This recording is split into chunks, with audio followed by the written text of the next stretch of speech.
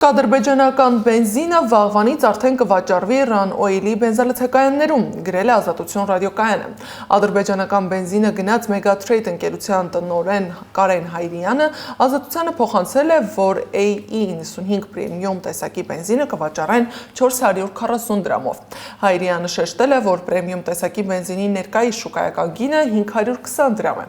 Megatrade-ը մտնում է Սիլ Կապիտալի մեջ, որը պատկանում է իշխանական падգամավոր Խաչատուր Սուքեսյանի ընտանիքին։ Ընկերությունը գնել է մոտ 600 տոննա պրեմիում տեսակի ադրբեջանական բենզին, ընդ որում Megatrade-ը ոչ թե ներկրել է բենզինն Ադրբեջանից, այլ այն գնել է վառելիքի մեծածախ վերավաճառքով զբաղվող թրեյդինգային ընկերությունից, որի անունը չեն հրապարակում։